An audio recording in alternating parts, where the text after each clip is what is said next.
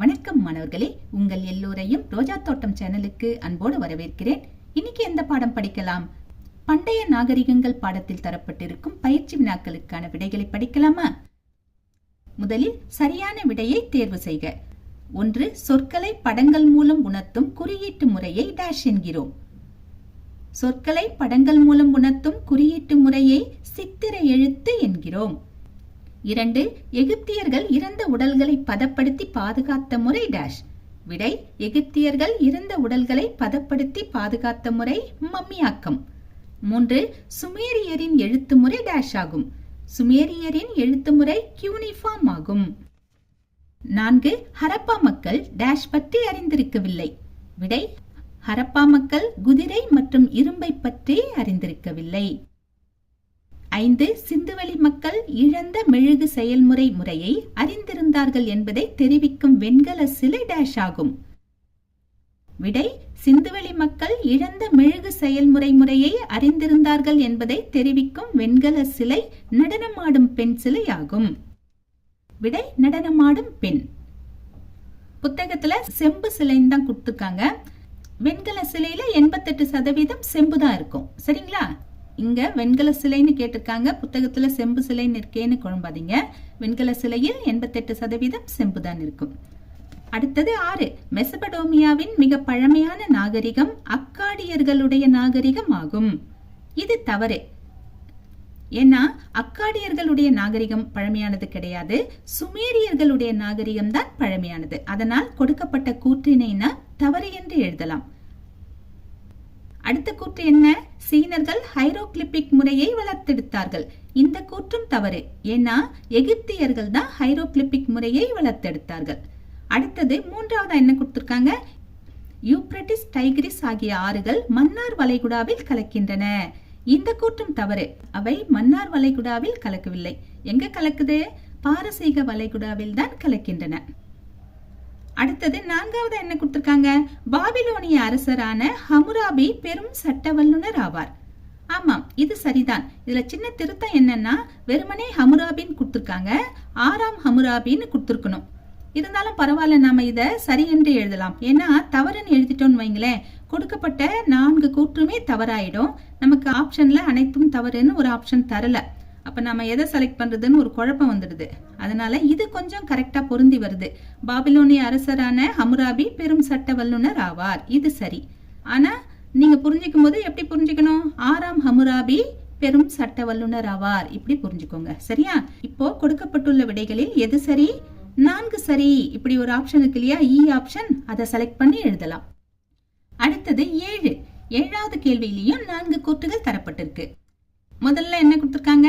Yangtze ஆறு சீனாவின் துயரம் என்று அழைக்கப்படுகிறது. இது தவறு. ஏன்னா ஹோவாங்கோ ஆறு தான் சீனாவின் துயரம் என்று அழைக்கப்படுகிறது. ஹோவாங்கா ஆறுனாலும் மஞ்சள் ஆறுனாலும் ஒன்றுதான். சரிங்களா?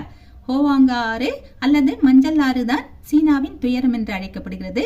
இங்க யாங்சின்னு கொடுத்திருக்காங்க. அதனால் கொடுக்கப்பட்ட கூற்றை நாம் தவறு என்று எழுதலாம். அடுத்தது 2வதா என்ன கொடுத்திருக்காங்க? ஊட்டி சீன பெருஞ்சுவரை கட்டினார். இதுவும் தவறு. ஷி ஷிவாங் டி தான் சீன பெருஞ்சுவரை கட்டினார். இங்க ஊட்டின்னு கொடுத்திருக்காங்க. அதனால் கொடுக்கப்பட்ட கூற்றை நாம் தவறு என்று எழுதலாம். அடுத்து 3வதா என்ன கொடுத்திருக்காங்க? சீனர்கள் வெடிமருந்தை கண்டுபிடித்தனர். ஆமாம், இந்த கூற்று சரி. சீனர்கள் தான் வெடிமருந்தை கண்டுபிடிச்சாங்க. அடுத்தது 4வதா என்ன கொடுத்திருக்காங்க? தாவோயிசத்தை நிறுவியவர் மென்சியஸ் என்று சீன மரபு கூறுகிறது. இது தவறு. ஏன்னா தாவோயிசத்தை நிறுவியவர் லாவோட்சு. ஆனா இங்க மென்சியஸ் கொடுத்திருக்காங்க. அதனால் கொடுக்கப்பட்ட கூற்றை நாம் தவறு என்று எழுதலாம். இப்போ எதுதான் சரி? கொடுக்கப்பட்ட 4ல் சீனர்கள் வெடிமருந்தை கண்டுபிடித்தனர் இருக்கு இல்லையா, 3வது ஆப்ஷன், அது மட்டும்தான் சரி. அப்போ இ ஆப்ஷனுக்கு பாருங்க, 3 சரி. இதை செலக்ட் பண்ணி எழுதலாம். அடுத்தது 8வது. பின்வருவனவற்றுள் மெசபடோமியாவை சேர்ந்த 4 நாகரிகங்களின் சரியான காலவரிசை எது? 3வதா கொடுத்திருக்காங்க பாருங்க. சுமேரியர்கள், அக்காடியர்கள், பாபிலோனியர்கள், அசிரியர்கள். இந்த வரிசை சரியான வரிசை. இதுக்கு நீங்க ரொம்ப குழம்ப வேண்டாம். 21வது பக்கத்துல மெசபடோமிய நாகரிகம்னு இருக்கா, அந்த நாகரிகத்துக்கு போயிட்டு வரிசையா என்ன கொடுத்துருக்காங்களோ பாருங்க. அந்த கால வரிசை முறைப்படி தான் தலைப்பு கொடுத்துருக்காங்க. அந்த வரிசையை நீங்க அப்படியே எழுதிக்கலாம். முதல்ல என்ன கொடுத்துருக்காங்க? சுமேரியர்கள் கொடுத்துருக்காங்க. அடுத்து பாத்தீங்கன்னா அக்காடியர்கள் கொடுத்திருக்காங்க, அதுக்கப்புறம் பாபிலோனியர்கள் கொடுத்திருக்காங்க, கடைசியா அசிரியர்கள் கொடுத்திருக்காங்க. உள்ள போய் படிச்சு பாத்தீங்கன்னா தெரியும், இது காலமுறைப்படி கொடுக்கப்பட்ட வரிசை தான். இந்த வரிசையை அப்படியே எடுத்து நீங்க எழுதலாம்.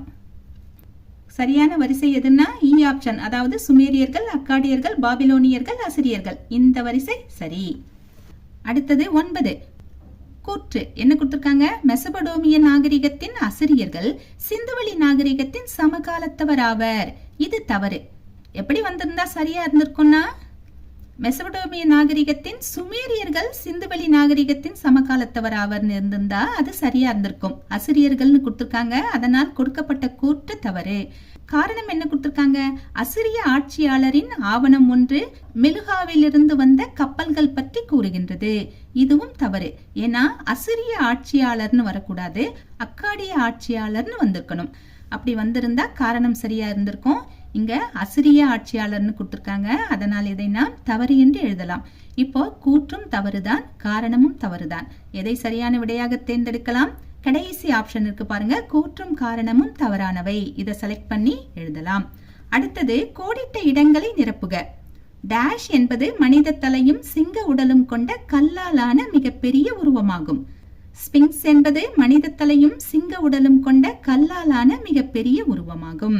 2 எகிப்தியர்கள் தொடக்க காலத்தில் பயன்படுத்திய உருவ எழுத்துகள் சார்ந்த முறை டேஷ் ஆகும். விடை, எகிப்தியர்கள் தொடக்க காலத்தில் பயன்படுத்திய உருவ எழுத்துகள் சார்ந்த முறை சித்திர எழுத்து முறை ஆகும். இததான் ஹைரோகிளிப்ஸ்னு சொல்றாங்க. சரியா? தொடக்க காலத்துல இது சித்திரை எழுத்து முறை தான். 3 டேஷ் என்பது பல்வேறு குற்றங்களுக்கான சட்டங்களை விளக்கி கூறும் பண்டைய பாபிலோனியாவின் ஒரு முக்கியமான ஆவணமாகும். விடை, ஹமுராபியின் சட்ட தொகுப்பு என்பது பல்வேறு குற்றங்களுக்கான சட்டங்களை விளக்கி கூறும் பண்டைய பாபிலோனியாவின் ஒரு முக்கியமான ஆவணமாகும். அடுத்தது 4 சௌ அரசின் தலைமை ஆவண காப்பாளர் டேஷ் ஆவார். விடை, சௌ அரசின் தலைமை ஆவண காப்பாளர் லாவோட்சு ஆவார். 5 ஹரப்பா நாகரிகம் நிலவிய இடங்களில் கண்டெடுக்கப்பட்ட பானைகளின் மீதுள்ள டேஷ் உருவங்களும் ஓவியங்களும் அவர்களின் கலைத்திறனை உணர்த்துகின்றன. எப்படி விடை எழுதலாம்? ஹரப்பா நாகரிகம் நிலவிய இடங்களில் கண்டெடுக்கப்பட்ட பானைகளின் மீதுள்ள சித்திர உருவங்களும் ஓவியங்களும் அவர்களின் கலைத்திறனை உணர்த்துகின்றன. அடுத்தது சரியான கூற்றை தேர்ந்தெடுக்கவும். 1 இதுல 4 கூற்றுகள் கொடுத்திருக்காங்க, எது எது சரின்னு பார்க்கணும். முதல் கூற்று என்ன? ஹரப்பாவில் உள்ள பெருங்குளம் அருகில் சில அறைகள் நன்கு கட்டப்பட்டிருந்தது. இது தவறு. எப்படின்னா ஹரப்பாவில பெருங்குளம் இல்ல, மொஹஞ்சதாரோல தான் இருந்தது. அதனால் இந்த கூற்று தவறு. 2வதா என்ன கூற்று தந்திருக்காங்க? கியூனிஃபார்ம் குறிப்புகள் கில்காமிஷ் காவியத்துடன் தொடர்புடையவை. இது சரி. அடுத்தது 3வது கூற்று என்ன? சுடுமண்ணால் செய்யப்பட்ட உருவங்களும் செம்பில் செய்யப்பட்ட நடனமாடும் பெண் உருவமும் எகிப்தியர்களின் கலைத்திறனை உணர்த்துகின்றன. இதுவும் தவறு. ஏன்னா இது எகிப்தியர்களின் கலைத்திறனை உணர்த்தல, சிந்துவெளி நாகரிகத்தின் கலைத்திறனை உணர்த்துகின்றன. இப்படி இருந்திருந்தால் சரி என்று சொல்லலாம். இல்லைன்னா ஹரப்பா நாகரிகத்தின் கலைத்திறனை உணர்த்துகின்றன இப்படி வந்திருந்தாலும் நாம சரி என்று எழுதலாம். ஆனா எகிப்தியர்கள்னு கொடுத்திருக்காங்க, அதனால் கொடுக்கப்பட்ட கூற்று தவறு. கடைசி கூற்று என்ன? மெசபடோமியர்கள் சூரிய நாள்காட்டி முறையை வகுத்தார்கள். இதுவும் தவறு. ஏன்னா மெசபடோமியர்கள் வகுக்கல, யார்தான் அதை கண்டுபிடிச்சாங்கன்னா எகிப்தியர்கள் தான். எகிப்தியர்கள் சூரிய நாட்காட்டி முறையை வகுத்தார்கள். இப்படி இருந்திருந்தா சரின்னு எழுதியிருக்கலாம். இப்போ கொடுக்கப்பட்ட கூற்று தவறு. இப்போ எதுதான் சரி? கொடுத்ததுலயே 2வது ஆப்ஷன் இருக்கு இல்லையா, யூனிஃபார்ம் குறிப்புகள் கில்காமிஷ் காவியத்துடன் தொடர்புடையவை. இது மட்டும் சரி, மற்ற அனைத்தும் தவறு. அடுத்தது 2வது என்ன கொடுத்திருக்காங்க? அதே மாதிரி 4 கூற்றுகள் கொடுத்திருக்காங்க, எது எது சரின்னு பார்த்துடலாம். அமோன் ஓர் எகிப்திய கடவுள். ஆமாம், இது சரிதான். 2வது கூற்று என்ன கொடுத்திருக்காங்க? அரண்களால் சூழ்ந்த ஹரப்பா நகரத்தில் கோயில்கள் இருந்தன. இது தவறு. ஹரப்பா நகரத்தில் கோயில்கள் கிடையாது. ஏன்னா ஹரப்பா மக்கள் இயற்கையை வழிபட்டார்கள், அவங்க கோவில் எல்லாம் கட்டி வழிபடல. அதனால் கொடுக்கப்பட்ட கூற்று தவறு. அடுத்தது 3வதா என்ன கொடுத்திருக்காங்க? பெரிய ஸ்பிங் என்பது பழங்கால மெசபடோமியாவில் உள்ள பிரமிடு வடிவ நினைவு சின்னமாகும். இதுவும் தவறு. ஏன்னா மெசபடோமியான் வந்திருக்க கூடாது, எகிப்தன் வந்திருக்கணும். ஏன்னா எகிப்தில் உள்ள பிரமிடு வடிவம் தான் பெரிய ஸ்பிங். அதனால் கொடுக்கப்பட்ட கூற்று தவறு. கடைசி கூற்று என்ன? பானை வணைவதற்கான சக்கரத்தை கண்டுபிடித்த பெருமை எகிப்தியர்களை சாரும். இதுவும் தவறு. ஏன்னா பானை வணைவதற்கு சக்கரத்தை கண்டுபிடிச்சது யாருன்னா சுமேரியர்கள். இங்க எகிப்தியர்கள்னு கொடுத்துருக்காங்க, அதனால தவறு என்று எழுதலாம். இப்போ கொடுக்கப்பட்ட கூற்றில் எது சரி? முதல்ல கொடுத்திருந்தாங்க இல்லையா, அமோன் ஓர் எகிப்திய கடவுள்னு, இந்த கூற்று மட்டும் சரி. அடுத்தடுத்து கொடுக்கப்பட்டுள்ள 3 கூற்றுகளுமே தவறானவை. அடுத்தது பொருத்துக. பொருத்துவமா? பாரோ இவரை எகிப்திய அரசரோடு பொருத்தலாம். பாப்பிரஸ் இதனை ஒரு வகை புல்லோடு பொருத்தலாம். பெரும் சட்ட வல்லுனர் இவரை ஹமுராபியோடு பொருத்தலாம். கில்காமிஷ் இவரை பூமியின் மிக பழமையான எழுத்து காவியத்தோடு பொருத்தலாம். பெருங்குளம் இதனை மொகஞ்சதாரோவோடு பொருத்தலாம். அடுத்தது சுருக்கமான விடை தருக. முதல் கேள்வி என்ன கேட்டிருக்காங்க? எகிப்தியர்கள் கலை கட்டிடக்கலையில் திறன் பெற்றவர்கள், விளக்குக. 20வது பக்கத்துக்கு வாங்க. அங்க கலையும் கட்டிடக்கலையும்னு ஒரு தலைப்பு இருக்கா? அதுக்கும் கீழே எகிப்தியர்கள் கட்டிடக்கலையிலும் பல்வேறு கலை வண்ணங்களிலும் சிறப்பு பெற்றிருந்தனர், இப்படி ஆரம்பமாகுதா? அந்த பத்தி முழுக்க எழுதணும். அதுக்கடுத்து பாரோக்களின் சமாதிகளுக்காக கட்டப்பட்ட பிரம்மாண்டமான இப்படி ஒரு குட்டி பத்தி இருக்கா? அந்த பத்தியையும் எழுதணும். அதுக்கப்புறமா ஸ்பிங்ஸின் பிரம்மாண்டமான சிலை, சிங்க உடலும் மனித முகமும் கொண்ட சுண்ணாம்புக்கல் படிமம், இந்த 3 வரியை எழுதணும். எழுதிட்டு அதே பத்தியில கடைசி 2 வரியோட முடிச்சுக்கணும். உலகின் உயரமான சிற்பங்களில் ஒன்றாக ஸ்பிங்ஸ் கருதப்படுகிறது. இது வரைக்கும் எழுதணும். அடுத்தது 2வது கேள்வி. சிகுராட்களின் முக்கியமான பண்புகளை கூறுக. சிகுராட்னா என்னன்னா கோயில்களை தான் சிகுராட்னு சொல்றாங்க. 23வது பக்கத்துக்கு வாங்க. முதல்ல உர் நகரத்தில் உள்ள சிகுராட்னு ஒரு படம் இருக்கா? இந்த மாதிரி தான் சிகுராட்ன்ற கோவில் இருக்கும். இத பத்தி தான் கேக்குறாங்க. அதுக்கு நேராவே பாருங்களேன். நகரின் மையத்தில் மேடை மீது சிகுராட் எனப்படும் கோயில்கள் கட்டப்பட்டன. அவை செங்குத்தான பிரமிடுகள் போல் காட்சியளித்தன. உச்சிக்கு செல்வதற்கு படிக்கட்டுகளுடன் அவை அமைந்திருந்தன. கோவிலை சுற்றி சடங்குகளுக்கான தாழ்வாரங்கள், புனித இடங்கள், ஆண் மற்றும் பெண் மதகுருமார்களின் கல்லறைகள், சடங்குகளுக்கான விருந்து அரங்குகள், தொழிற்கூடங்கள், களஞ்சியங்கள், கிடங்குகள், நிர்வாக கட்டிடங்கள் அடங்கிய வளாகங்கள் இருந்தன. இந்த முழு பத்தியையும் எழுதலாம். அடுத்தது 3வது கேள்வி. ஹமுராபியின் சட்டம் முக்கியமான சட்ட ஆவணமாகும், விவரி. 23வது பக்கத்துக்கு வாங்க. ஹமுராபியின் சட்ட தொகுப்புன்னு ஒரு தலைப்பு இருக்கு இல்லையா, அந்த பத்திய அப்படியே எழுதணும். ஆனா இடையில ஒரு 2-3 வரி வேண்டாம். நான் ரீட் பண்ணிட்டு வரேன், நீங்க ஃபாலோ பண்ணிட்டு வாங்க. பல்வேறு குற்றங்களுக்கான சட்டங்களை கூறும் ஒரு முக்கியமான ஆவணம் ஹமுராபியின் சட்ட தொகுப்பு ஆகும். குடும்ப உரிமைகள், வணிகம், அடிமை முறை, வரிகள், கூலி போன்ற பல்வேறு குறிப்பிட்ட வழக்குகள் குறித்து இதில் 282 பிரிவுகள் உள்ளன. இது வரைக்கும் எழுதுங்க.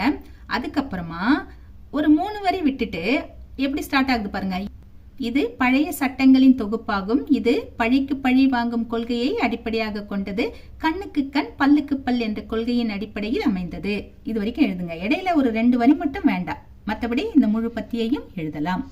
அடுத்தது விரிவான விடையளிக்கவும். முதல் கேள்வி என்ன கேட்டிருக்காங்க? ஹைரோகிளிபிக்ஸ், கியூனிஃபார்ம் இவற்றை அவற்றின் முக்கியமான கூறுகளுடன் விளக்குக. ஹைரோகிளிபிக்ஸ்னா எகிப்தியர்களுடைய எழுத்து முறையை நாம ஹைரோகிளிபிக்ஸ் சொல்லுவோம். கியூனிஃபார்ம்னா சுமேரியர்களுடைய எழுத்து முறையை நாம கியூனிஃபார்ம்னு சொல்லுவோம். இந்த 2 பத்தியும் நாம கொஞ்சம் விளக்கமா எழுதணும். இதற்கான விடை எங்க இருக்குன்னா 20ஆம் பக்கத்துல இருக்கு, 24வது பக்கத்துல இருக்கு. முதல்ல 20வது பக்கத்துக்கு வாங்க. இங்க ஹைரோகிளிபிக்ஸ் எழுத்து முறைன்னு ஒரு படம் இருக்கு இல்லையா, அதுக்கு கீழே இருக்கு பாருங்க ஒரு பத்தி. அந்த பத்தியை நாம அப்படியே எழுத வேண்டியதுதான். எப்படி ஆரம்பமாவது? எகிப்தியர்கள் தமது எழுத்து முறைக்காக புகழ் பெற்றவர்கள். இவர்களது எழுத்து ஹைரோகிளிபிக்ஸ், அதாவது சித்திர எழுத்து முறை என்று அழைக்கப்படுகிறது. இப்படி ஆரம்பமாகுது இல்லையா, அந்த பத்தி முழுவதுமாக ஹைரோகிளிபிக்ஸ் முறைக்கு எழுதலாம். அதுக்கப்புறம் கியூனிஃபார்ம் கேட்டிருக்காங்களே, 24வது பக்கத்துல கியூனிஃபார்ம் எழுத்தாலான ஆவணம்னு ஒரு படமே கொடுத்திருக்காங்க பாருங்க. கியூனிஃபார்ம் சுமேரிய எழுத்து முறைன்னு ஒரு தலைப்பும் இருக்கு பாருங்க. அந்த தலைப்பின் கீழ் இருக்கிற அந்த ஒரு பத்தியை எழுதலாம்.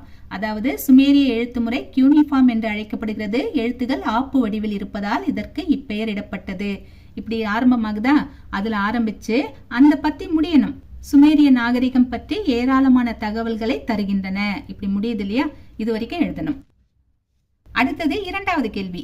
தத்துவம், இலக்கியம் ஆகிய துறைகளில் சீனத்தின் தாக்கம் எந்த அளவிலானது என்பதை கூறு. 26வது பக்கத்துக்கு வாங்க. தத்துவமும் இலக்கியமும் ஒரு தலைப்பு இருக்கா, அந்த பத்தியை எழுதணும். அதுக்கு கீழே இருக்கிற பத்தியையும் எழுதணும். அதுக்கப்புறம் கன்ஃபூசியஸ் படம் இருக்கா, அதுக்கு நேரா இருக்கிற பத்தியை எழுதணும். அதுக்கு கீழே ஒரு குட்டி பத்தி இருக்கு பாருங்க, மென்சியஸ் 372 289 மற்றொரு புகழ்பெற்ற சீன தத்துவ ஞானியாவார். அவர் சீனா முழுவதும் பயணம் செய்து ஆட்சியாளர்களுக்கு அறிவுரை கூறினார். இதுவரைக்கும் எழுதணும். அடுத்தது கடைசி கேள்வி 3. சிந்துவெளி நாகரிகத்தின் மறைந்த பொக்கிஷங்களை பற்றி எழுதுக. இந்த கேள்விக்கான விடை சிந்துவெளி நாகரிகத்தை முழுசா படிச்சு அதிலிருந்து தொகுத்து எழுதணும். அங்கங்க ஒரு பாயிண்ட் இருக்கும். இதை குறிச்சு கொடுக்கறது கொஞ்சம் சிரமமா இருக்கும். அதனால இதற்கான விடையை நான் கொடுக்கிறேன். பாயிண்ட் பை பாயிண்டா நோட் பண்ணிக்கிறீங்களா? ஒவ்வொரு பாயிண்டா எழுதிக்கோங்க. சிந்துவெளி நாகரிகம் ஹரப்பா நாகரிகம் என்றும் அழைக்கப்படுகிறது. இது இந்தியாவிலும் பாகிஸ்தானிலும் 1.3 மில்லியன் சதுர கிலோமீட்டர்கள் வரை பரவி இருந்தது. ஹரப்பா நகரங்களில் கோட்டை சுவர்கள், திட்டமிடப்பட்ட சந்துகள், தெருக்கள், கழிவுநீர் கால்வாய்கள் போன்றவைகள் காணப்பட்டன.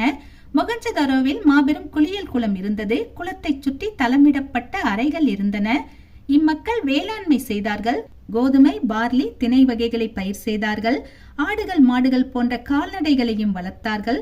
ஓவியங்கள் தீட்டப்பட்ட மண்பாண்டங்களையும், கோப்பை, தட்டு, கிண்ணம், ஜாடி போன்றவைகளையும் செய்தார்கள்.